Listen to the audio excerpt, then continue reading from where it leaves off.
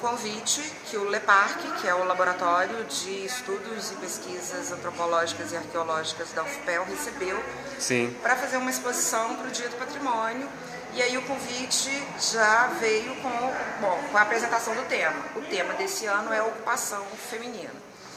E aí eu pensei, patrimônio, ocupação feminina, dá pra gente fazer uma exposição para discutir todas essas questões, para discutir essa perspectiva tradicional de patrimônio, que é muito elitista, que é muito masculinista, que é muito focada nos grandes homens, né, nos grandes nomes da cidade. Muito patriarcal, né? Extremamente patriarcal, né? extremamente colonialista. Total. E discutir, inclusive, esse singular, ocupação feminina, porque isso também traz uma noção de mulher no singular, né, que é uma coisa estereotipada e que num certo sentido é patriarcal, porque quando se pensa nessa mulher, existe muito forte uma referência de mulher branca, de mulher dona de casa. Sim, enquanto a gente sabe que todas essas é discussões para as mulheres negras, para as mulheres indígenas, para as mulheres trans, para as mulheres lésbicas, essa discussão não é muito adequada. Então a gente juntou um grupo formado por mulheres, a maioria delas feministas, além de mulheres. Isso que é importante ressaltar, né? Isso. Que é uma coisa que eu acho que é importante ressaltar, que essa não é apenas uma exposição sobre mulheres, é uma exposição feminista. Claro. A narrativa é feminista, o discurso dessa exposição é feminista. Então a gente falou, então nós vamos trabalhar com a diversidade de ocupações de mulheres. Vamos tirar essa ideia de feminino, porque um dos temas que a gente discute num dos núcleos da exposição é justamente essa noção de feminilidade, como que isso é uma ideologia burguesa, como que isso não serve para todas as mulheres. Também está totalmente estereotipada e assim, muitas vezes na sociedade, no senso comum, é totalmente mal vista e a gente tem que, aos poucos, desconstruir essa lógica, trabalhar isso aí melhor. Então, esse primeiro módulo é que a gente resolveu começar a abrir a exposição forçando a mão e explorando essa ideia da diversidade de mulheres que ocupa a cidade. E a inspiração para esse módulo, o nome dele é Galeria de Retratos. Bacana esse nome, né? Bem interessante. E a ideia é brincar com aquelas galerias de retratos que a gente vê muito em prédios públicos, por exemplo, que são sempre homens importantes. Sempre homens, né? Sempre homens. É verdade. Que foram diretores disso, daquilo. Nenhuma mulher, geralmente. Nunca aparece. É difícil. É difícil. Mas são pouquíssimas que aparecem. Se for numa escola pública, já vai ser o contrário, e a coisa muda já. Você vai ter mas tem essa coisa de fixação de papéis sociais. Então a nossa galeria de retratos são todas mulheres, né, como tudo aqui, mas ao contrário de serem aquelas fotos sérias, sisudas, elas são mais do que sorridentes, elas são falantes, porque a gente tem áudios, que são narrativas das próprias interlocutoras da mostra, e os temas que são tratados nesses áudios, nessas narrativas, são machismo, racismo, sexismo, modos de vida tradicional, como quilombola.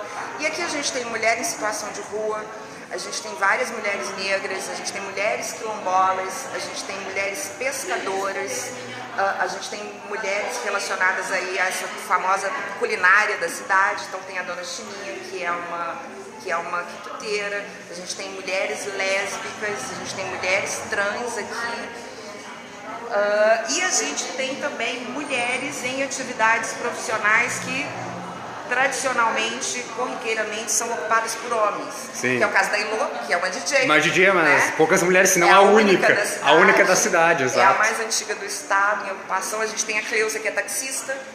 Então, por exemplo, aqui em Pelotas tem uma frota de táxis, que são 326 homens e 10 mulheres. Olha a desigualdade, né, de gênero nesse sentido. Isso está relacionado com o quê? Com uma série de coisas. Primeiro, porque estereotipadamente essa é uma atividade masculina, é uma profissão masculina. Mas tem também o problema da segurança. As mulheres são vistas como mais vulneráveis ao assalto, né? Então elas são mais vulneráveis. A gente tem não sei se você viu, mas a gente faz uma homenagem aqui. Sim, nós fotografamos para Brenda ali, chamando atenção para o fato de que, né, infelizmente, nós viramos estatística mundial. O Brasil é o país que mais mata pessoas trans e travestis no mundo. E o áudio é uma edição de trechos de uma entrevista que a Brenda ali concebeu para o Fio da Navalha. E a nossa grande parceira da imprensa alternativa. Sim, aí, maravilha. E assim, a Carla Ávila foi super legal. Maravilha. De ter autorizado o uso. E essa edição, nessa entrevista, a Brenda Lee destaca o papel da mãe dela na aceitação, na própria aceitação da sexualidade dela, tanto que a mãe dela foi importante na vida dela. E ela fala do futuro. E ela fala de um jeito muito bacana, de tipo... espontâneo. Sim, estamos aí para o que der e vier. Então, a gente achou... E aqui, uma outra coisa que a gente faz nesse módulo dos retratos é de trabalhar com as biografias das pessoas e dos objetos. Então, tem o objeto das pescadoras, né, os objetos das pescadoras, que na verdade é reciclagem do material de pesca delas. E aí a ideia aqui é chamar a atenção para essa interação da mulher com o mar, estando lá ou não, mas assim, ser mulher de pescador, filha de pescador, mãe de pescador, isso define a mulher como pescadora, porque isso é um modo de vida tradicional. Com certeza. E aí, bom, quem te visitar, né, você vai ver que todos os objetos, todas as coisas materiais estão relacionadas com essa temática maior da mostra, que é essa intenção que a gente tem de pôr as pessoas para refletir, para discutir, né, sobre diferentes formas de opressão que nós ainda vivemos hoje, e nós mulheres principalmente, né? Sim. Tem um outro elemento que é importante nessa mostra, que é trabalhar a autoafirmação de mulheres, tanto no plano individual, que o destaque desse primeiro módulo são esses processos de autoafirmação que a gente trabalhou pelas histórias de vida, e para os contextos indígenas a gente trabalhou de um modo coletivo, né? Porque isso é importante. Essa noção de indivíduo também é uma coisa que é muito ocidental, né? Essa ideia de... Então, assim, para um contexto indígena, essa autoafirmação é étnica, né? Ela é do coletivo, é do plano da aldeia, né? É do plano do povo.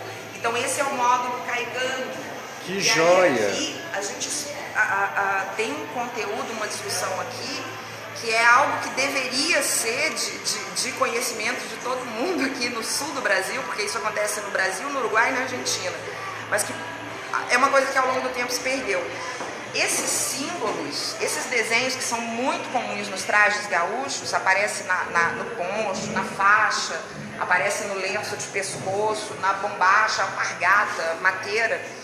Esses símbolos, na verdade, eles são grafismos indígenas. Claro, e isso a história não conta, né? Infelizmente. Por quê? Porque essa história oficial é a história do colonizador, que é homem, que é branco, né? Todas essas questões a gente precisa trabalhar. Sim. Então aqui a gente tem esses mesmos grafismos no material indígena, na cestaria Caigangue e nas telas. Sim. Que não são materiais nem tecnologia tradicional indígena. Isso aqui já é um trabalho muito específico que as professoras indígenas da terra indígena de Serrinha fazem especialmente para dialogar com as pessoas não indígenas.